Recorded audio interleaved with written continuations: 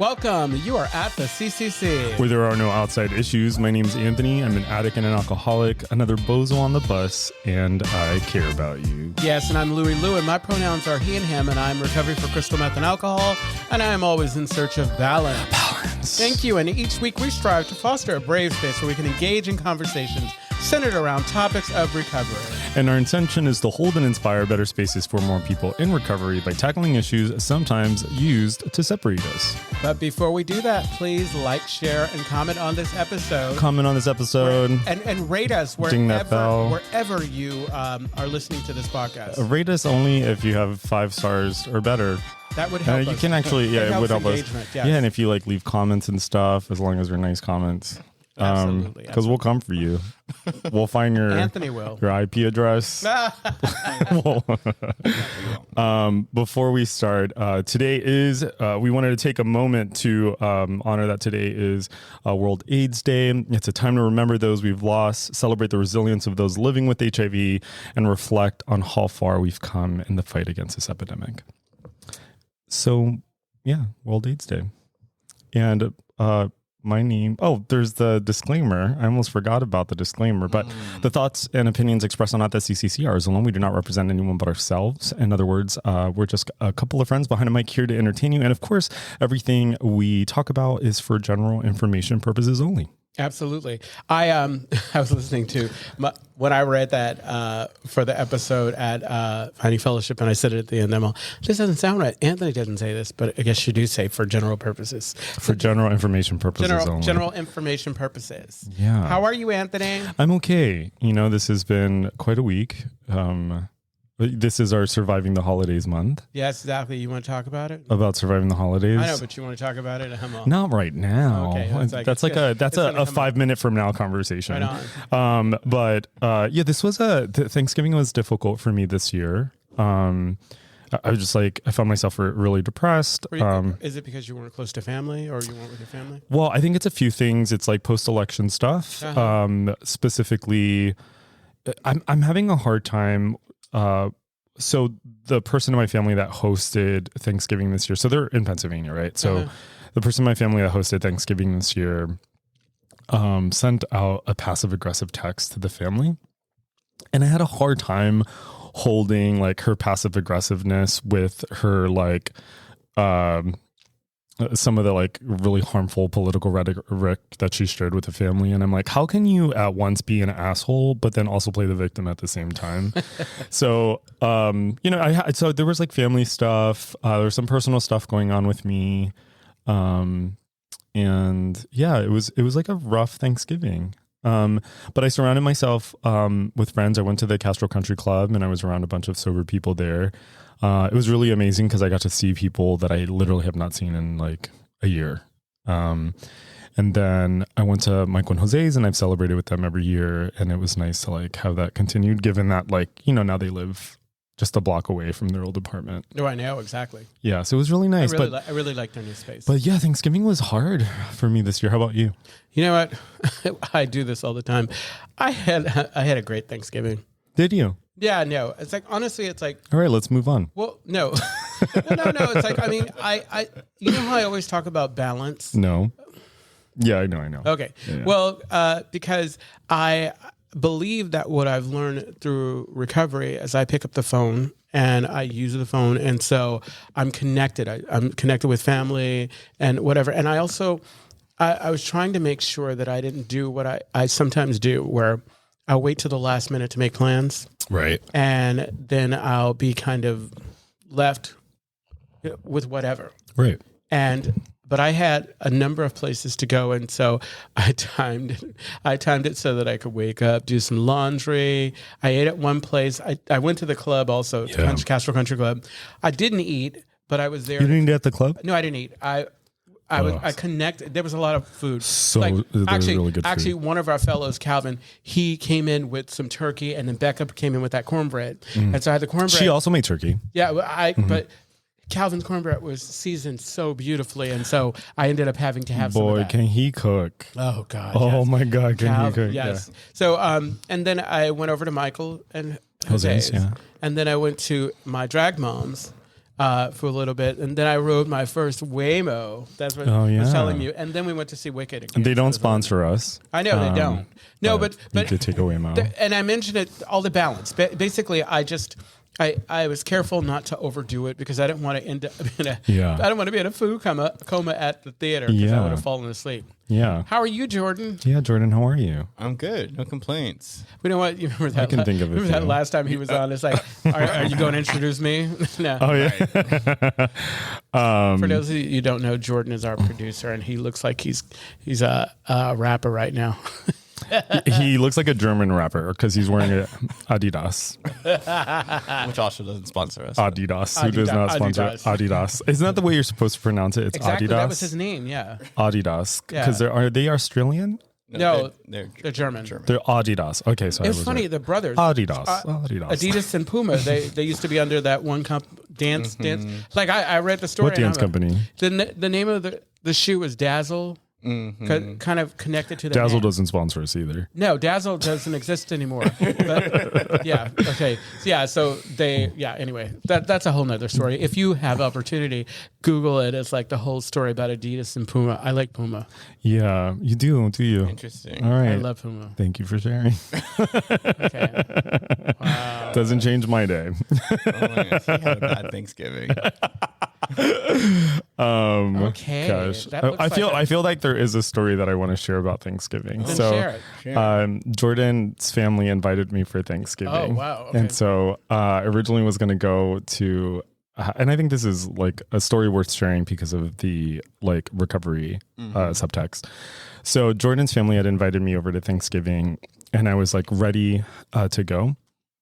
And then when I realized how like depressed I was and like the kind of like the amount of like social effort that would be required for me to like meet a bunch of new people and to like be in a context where like I didn't know anyone but him and his mom. And I started to get like really anxious and I was like, not only can I not put myself in a situation where I'm going to be like anxious the whole time, but I'm also feeling like really vulnerable and depressed and I need to do the things that work for me. Oh, absolutely. And so like speaking to what you were saying earlier, like what works for me is like, there's two things that I know that always save me when I'm in like a really dark spiral. And the first one is to like surround myself with people that I know I can laugh with and stuff like that. That's like the first thing that helps me. And then like the other thing that helps me is like just being honest with someone who's really close to me about what's happening right in the moment.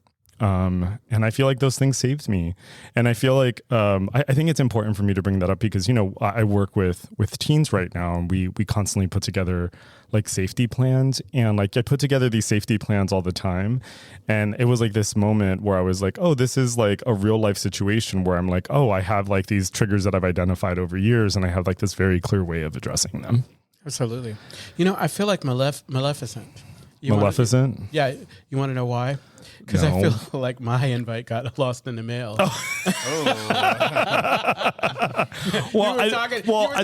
Jordan, I think the invitation, Jordan knew that like my partner and I were going through some stuff. And so he just wanted to make sure I had a place to go. No, I appreciate that. Yeah. No, but I couldn't, come on now. I couldn't help but bring it up. It's of course. Yeah. That's another way of saying I couldn't help but make it about me.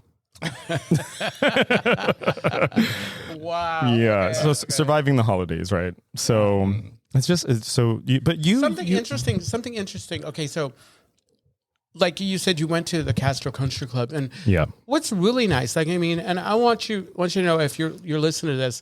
Usually on the holidays, if you don't have anything to do, the country club always has something going on. They'll have meetings for and any holiday, food and what have you, and I think it's wonderful, but it's also challenging because there's a lot of folks there that I don't know. And so I really, you know, it's not that I'm anxious all the time, but in sometimes in those situations, I kind of, you know, it was great to kind of sashay in there, hang out with some people I know. We laughed a lot, and then leave, but not be there the whole time. Yeah. I'm listening. Okay. Once again, it's like, I'm not burping into the mic. I'm not. Yeah, but you're vaping into the mic, and it's like I'm thinking like I have to flash one of those black lights over just to make sure because the mic is in everything. Yeah. So interestingly enough, or maybe not interesting, but so since Thanksgiving, I've talked, I've chatted with a couple sponsees and I've chatted with like other people, and a lot of people went through some shit. I had one friend who, she just told me actually before coming on, she texted me and she's like, can you believe that I was supposed to go up there? Because anyway, long story short, she had to travel, right? She had to fly to come here to have Thanksgiving with her family. Her mom canceled a few hours before she was supposed to leave.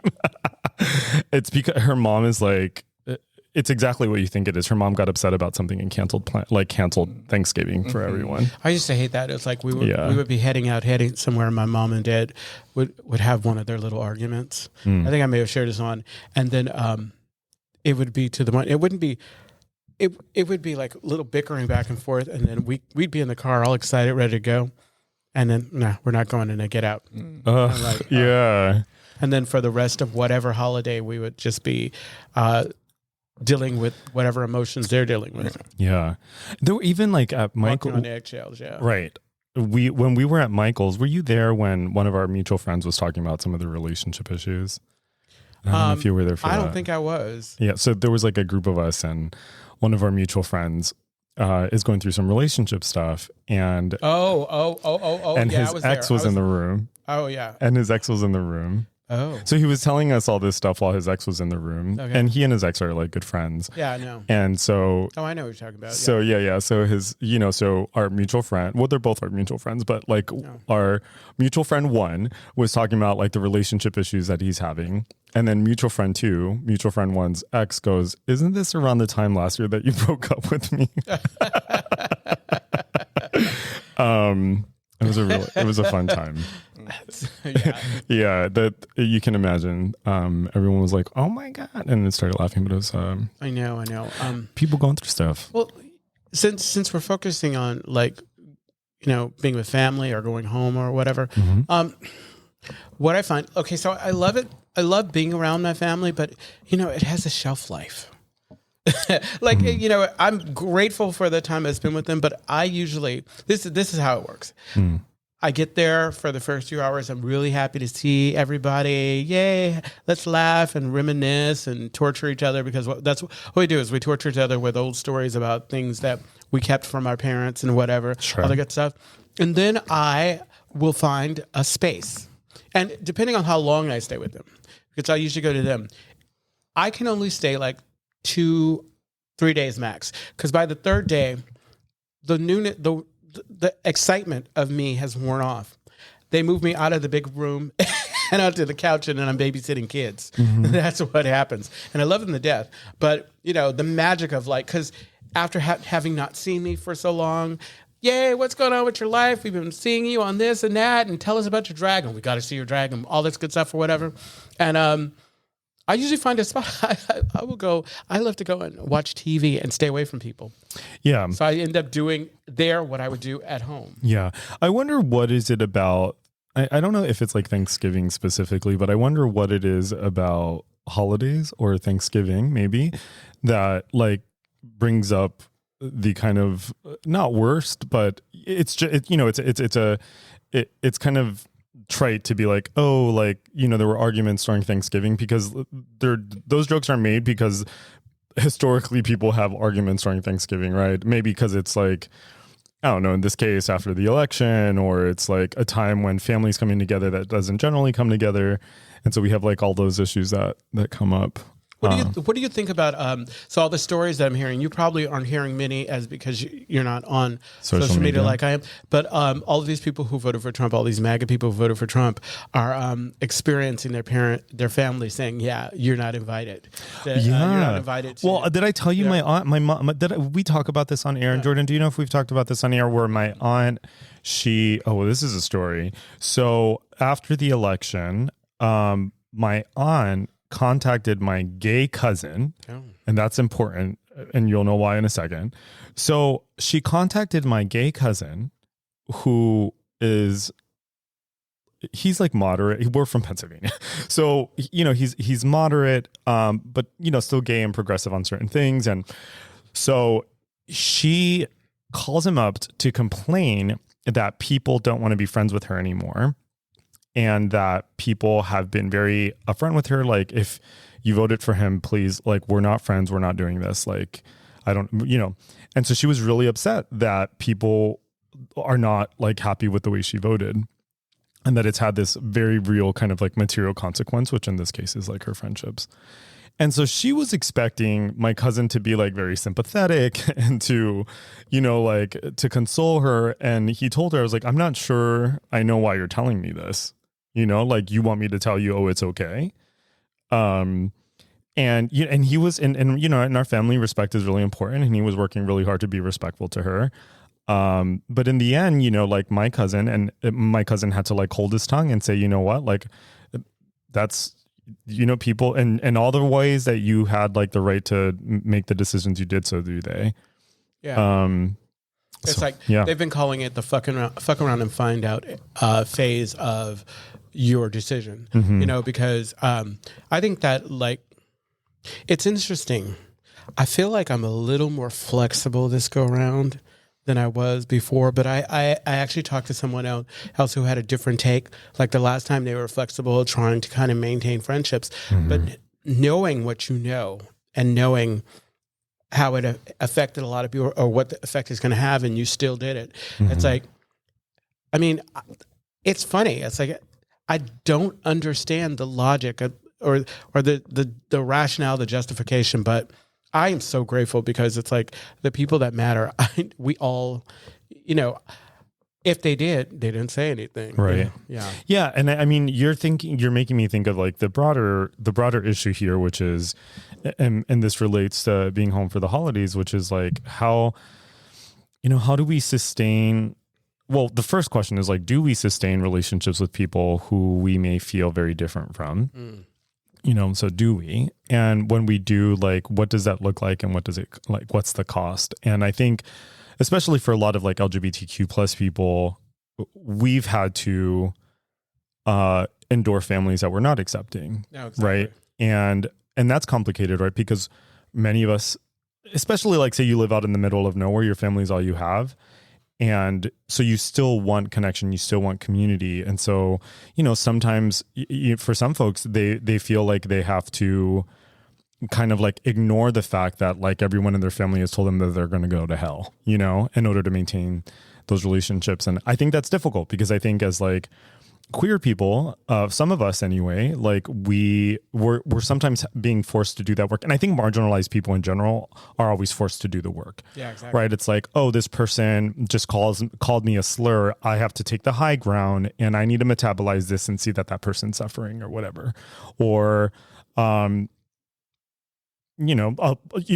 aunt voted for someone who's against like my interests. Okay, well, I guess I just have to accept that she has and that's a lot of emotional labor. Yeah, it's like I've been listening to people say, so we're encouraged to be not to be intolerant, but we don't have to be tolerant towards intolerance, Like I'm always like, me not being intolerant doesn't mean that I have to be okay. Except, I guess the struggle is, and this is where it's challenging, because of the connection that we have with these people. Yeah. Obviously, this like, especially if it's parents, maybe tougher when it's parents or other relatives, but when it's parents, and these are the people that were supposed to love and like protect you, and you come out and we automatically put them on these weird pedestals, and then they show themselves to be who they are. Right. And as much as we know intellectually that this is not healthy for us, it's hard to kind of,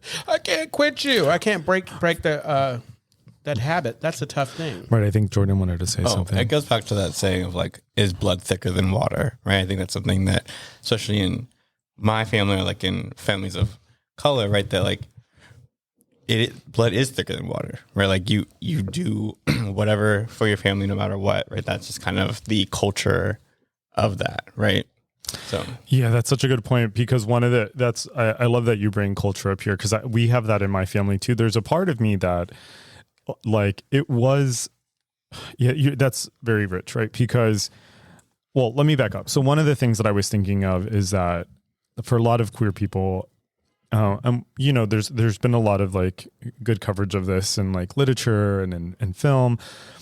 were like gay people were ostracized, and we were kicked out of our homes, and we were runaways. And so we still needed family. And so we created families of choice. And that's how many of us survived, right?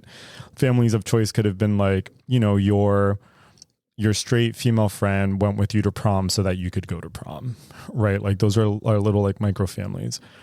So there's family of choice. And then of course there are the families that we're born into. And the cultural piece here is, you know, in Latin American cultures, family is first, number one. Number two, you are incredibly loyal to your family despite what happens, and the drama that happens within the family stays within the family. No, exactly. So we don't air our dirty laundry. Exactly. That's like a no. And communities of color, you said it too. You were saying when you were telling the story about your cousin about we have that respect thing, right? Like and right. It's in that where the struggle is, because you were dealing with individuals who don't know how to respect you, and don't see like, and usually it's respect for elders. You know how you have older family members who feel like, I'm older, I get to do it. It's like it's not even a discussion. It's just my right. Right. And it's like it doesn't make any sense. And we tiptoe.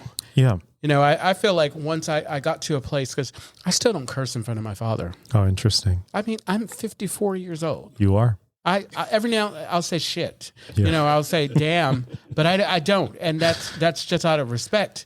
And I love to curse. Are you kidding? It's like, you know me. I think sometimes shit has to be punctuated with shit fucking damn. Yeah. You know, so what I was thinking of a second ago was around. So like an example I wanted to give, going back to like collectivist cultures, which Jordan and I are describing, is so what's interesting about, and this is like the subtle kind of nature of abusive dynamics. So in my family, for example, I mean, no one in my family has ever called me a faggot, you know what I mean? But they may say things that are really intolerant, and they may say things that are homophobic, but they've never like called me a faggot flat out. Right. Exactly. And so they may disagree. Like they may have all these ideas about what I am and all this other stuff. And, you know, even recently, like I was out with, well, it wasn't in Aruba. It was the last time we had traveled somewhere else. And one of my cousins says, well, Tony, my family calls me Tony. They're like, well, Tony, you know what the word says, like referring to the Bible. Well, you know what the word says. And I'm like, we are literally poolside right now, right? Like, I don't even know how, because they were talking about like marriage and stuff like that. Anyway, it was this whole thing. And I was like, that is so like, that's, and so then I'm put in this situation where I'm like, okay, now I have to decide in this moment, is this like a thing I engage with? Do I let it go? I share all of that to say that if we were out in public and someone were to say something out of pocket to me, my family would jump in. And that is very hard to hold. Yeah. To hold that like a family can be kind of like aggressive. I will talk shit right, but like about my sister, but you can't. Right. But that's very hard to hold. Yeah. You know, and that's kind of like the nature of unhealthy and abusive relationships, where there's like love and compassion and all this other stuff, but then there's also like violence and a lot of like discomfort. Well, you have to get like, and we talk about this before, and I talk about this with my sponsees. It's like, come home, you have to decide how important and if you value the relationship.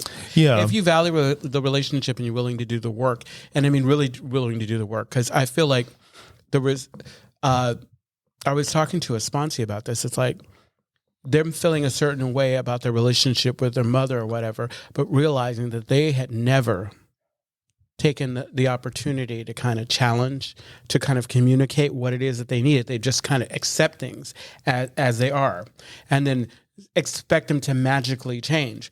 I feel like if you can get to this place, and it's not easy, but you can get this place where it's like every time there's an opportunity, you challenge. Kind of like the conversation I had with my father, when he made a comment, he's like, have you thought about your lifestyle in regards to I hate lifestyle. I hate lifestyle. And he said it, and looking back on it, I mean, he was trying to be as thoughtful as possible, but in that moment, the rage was coming up, and we had a conversation. We've since gotten better, but it was one of those things where it's like, I have thought about my life with regards to this, but I am not beholden. I'm not, I basically had to point out the other areas. Like I try to live the best way that I can. I'm not perfect. None of us is perfect. Right. The challenges. I mean, also not everybody goes to the book. Not everybody.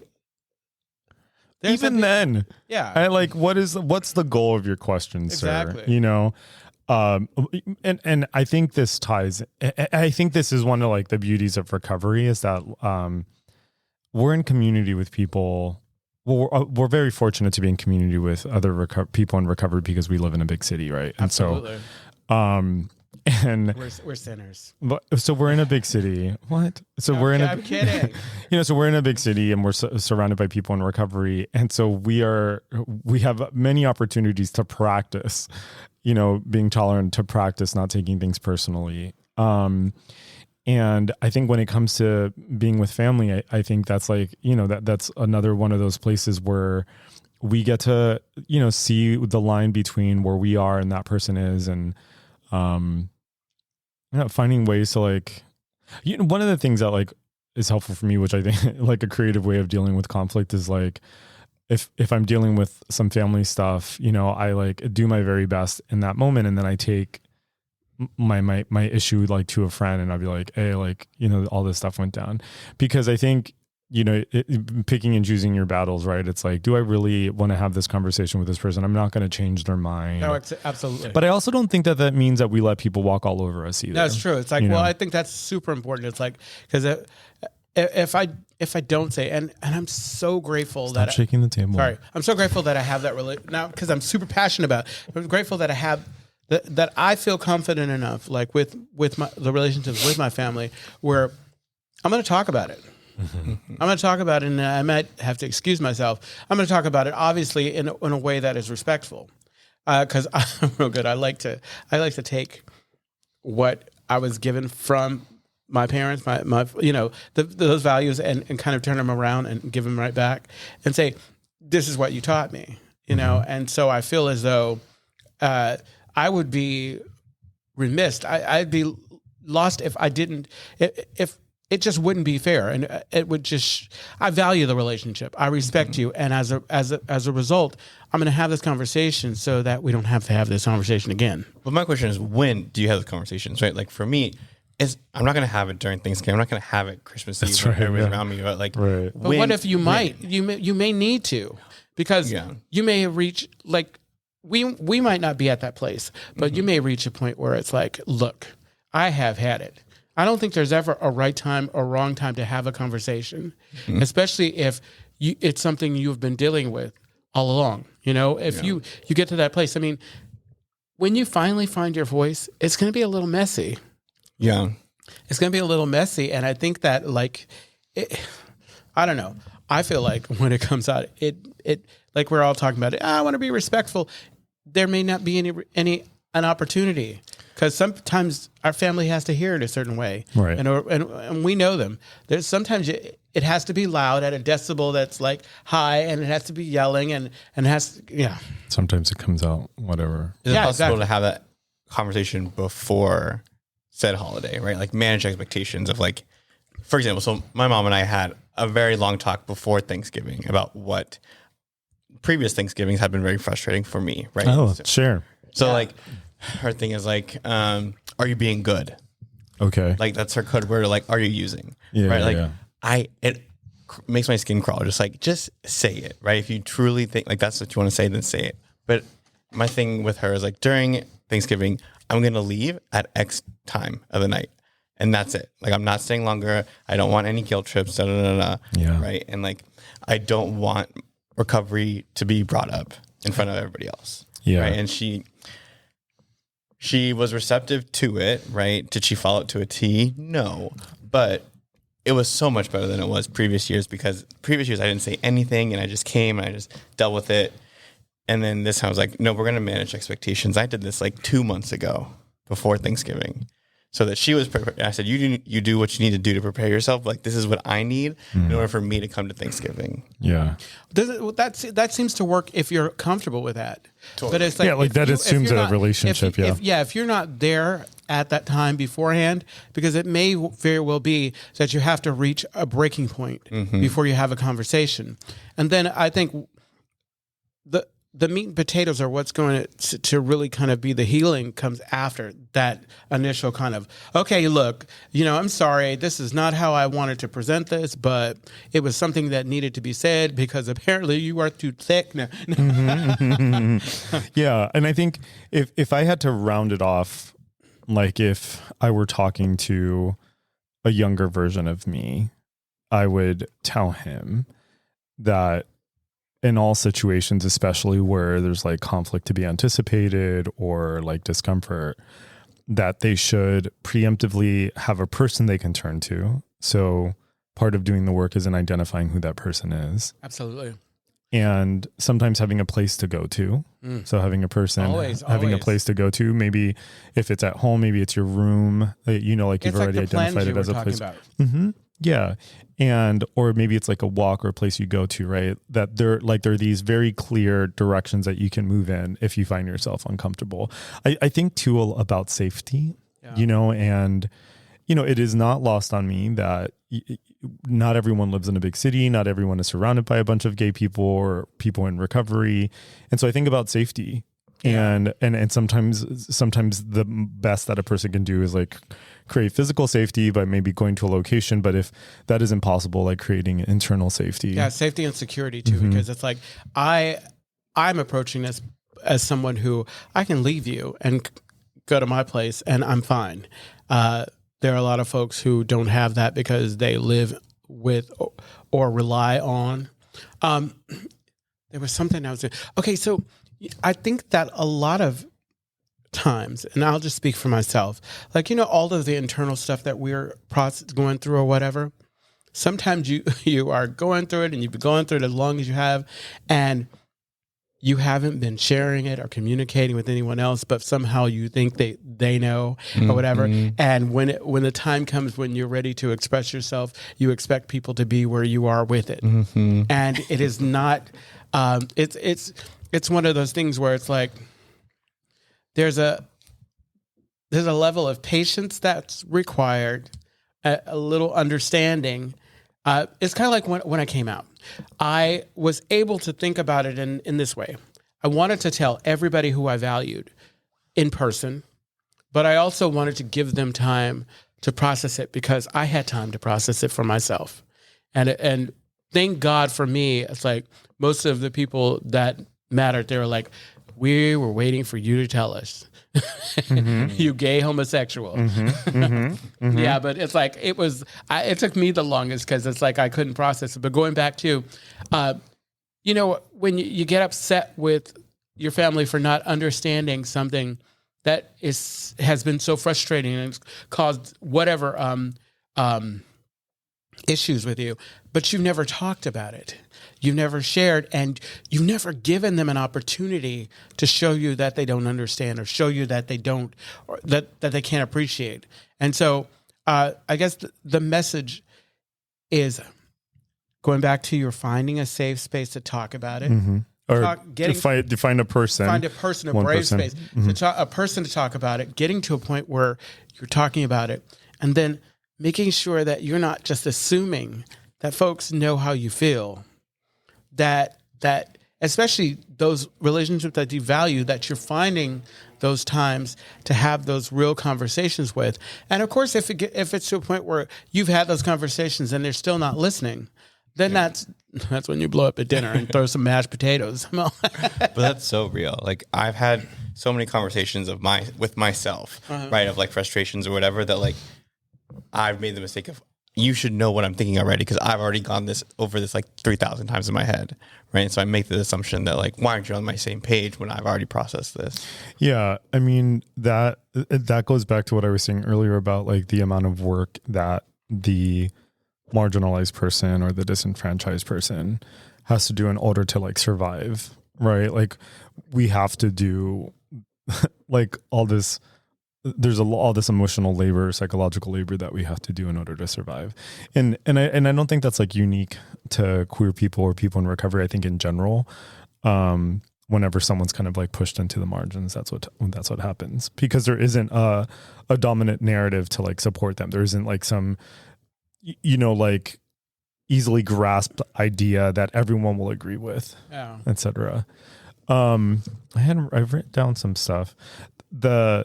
I think this is the other thing that I was thinking of is like, we don't need to have every fight, it's like, we just don't, like, and I think I said this earlier. It's like, what are we trying to achieve in a conversation with someone who's like being like either violent or just out of pocket, like what's the goal there, when you feel disenfranchised or not, like I understand, and I think about how I used to get frustrated when someone didn't completely understand what I was going through. I didn't realize that they didn't have to understand, right? That it's okay, and that I was like upset, and it took me a really long time. And I mean, but that need to feel, understand, and seen is so like that's at our core. Like babies require that, right? Babies require to be reflected back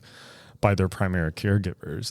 And so similarly, it can feel like a death. It could feel very violent to not be seen or heard or understood by the people closest to you, right? Like that can feel, and so those things are so necessary. And so that's why I say like, it's important to find the people that can do that. And I think, God, I forgot her last name, but there's this great book. It's called Trauma and Recovery. And it talks about how like one of the ways that trauma works is that it silences you and it says, no, your story isn't real. What you're thinking and feeling isn't real. And that by itself is like traumatizing.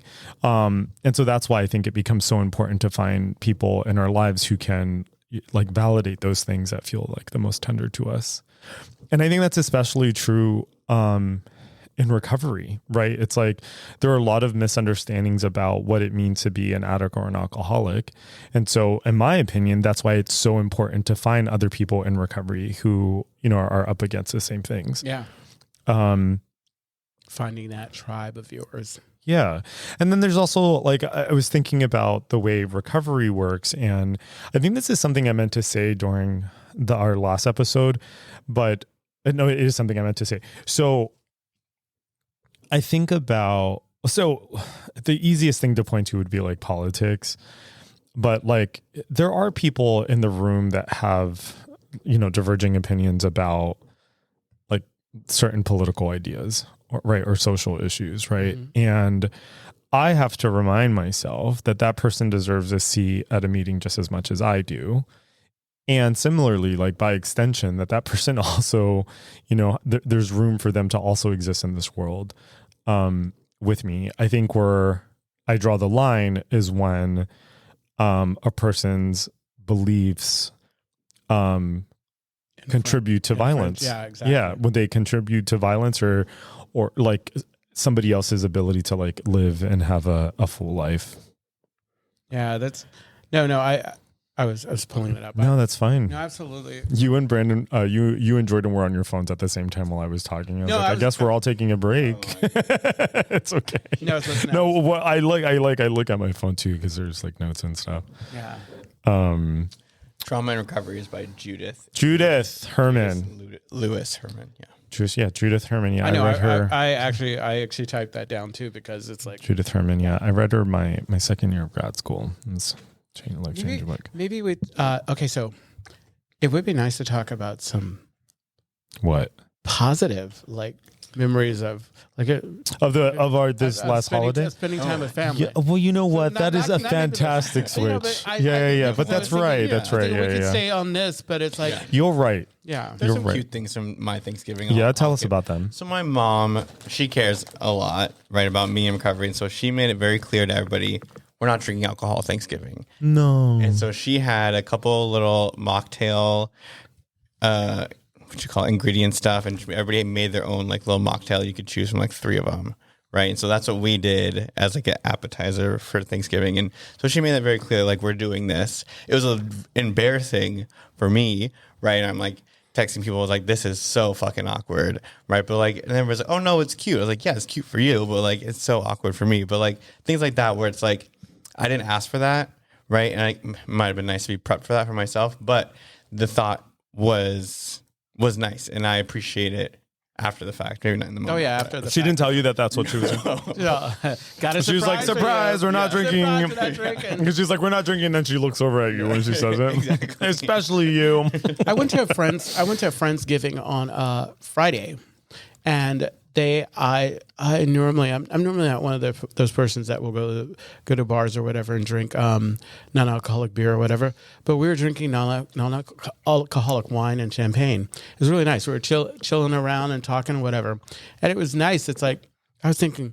I was joking. It's like, I'm gonna get drunk off of non-alcoholic wine. I'm gonna drink a couple cases and then go start a fight. But it was fun. It was a lot of fun, and we talked a lot of shit. I was like, you guys think you're the mean girls, but no, I know the mean girls. I had such a good time at Michael's, and my favorite part was just like all the shit talking. And no one was like talking shit about anyone, but it was just like nice to be in this like group of people. His place is warmer. That new place is warmer than. But he doesn't like it. Well, I don't. He doesn't like his new place.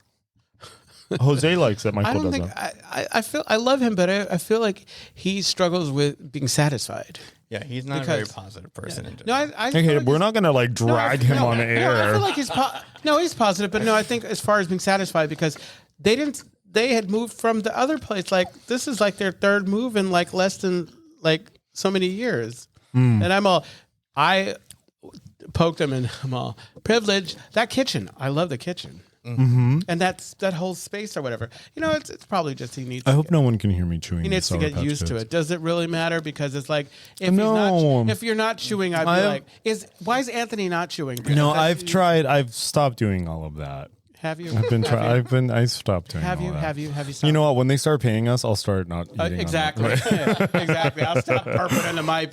When I can do this full time. Yeah, exactly. It's like then you can tell me, hey, this is not in your contract. Yeah. There was something. So I had a wonderful time there too. I didn't get to stay as long as I like, but I think that we're really fortunate. We are really fortunate because like this family that we have, like, and I think of you all as family. Like I love I love seeing you. I love seeing you too. Yeah, exactly. Most of the time. I know. Ooh. Well, I'm thinking it's like yeah. No, I absolutely love seeing you. And you know what's weird for me? I have lived in California for over 15 years. Yeah, over 15 years. Which means that I have been here longer than I was as an adult in my home state. So this is like essentially where I became. I think I moved here when I was 20 and I'm 40 now. That's 20 years. You guys are old. Yeah. Jordan, kick rocks, bitch. I know, exactly. Yeah. It's so weird. I'm 40. I love it. Yeah. I feel like I was born to be 40. You dressed like you were born around the same time we were. Who, Jordan? Look at that watch. I was looking at all that stuff. I know. Looks like you walked right out of 1970s. I know, exactly. Well, actually 1990s, 1970s. He looked like a Russian rapper. A German rapper. A German rapper. He looks like a German gay rapper. German gay rapper. I'll take it. Let's go to Berlin. Where are we at with our time? We have a little less than 5 minutes. Oh, actually, we're down to 2 minutes, so we should probably start wrapping up. Yeah, so it's like... Okay, well, why did you The Castro Country Club is a safe and sober community center for all people and a refuge for the LGBTQ recovery community. We provide programs and services that help people change their lives by supporting personal growth. And our vision is to reduce the suffering of addiction by connecting people to community, opportunity, and support. You can find more information, including all the ways to contact us, at www.castrocountryclub.org. And yes, and make sure to tune in every Monday. We haven't figured out the exact time, but we'll be dropping new episodes every Monday for your enjoyment. Yeah, it's every Mondays. Mm-hmm. And probably by noon. Yeah, that sounds good. Also, I think you have the wrong email address, on there, because isn't it /podcasts? I guess you could just go to castrocountryclub.com. This is an old episode. Okay, whatever. And happy holidays, everybody. Yeah. wait. Find us wherever you listen to podcasts. Yeah. Bye. Bye.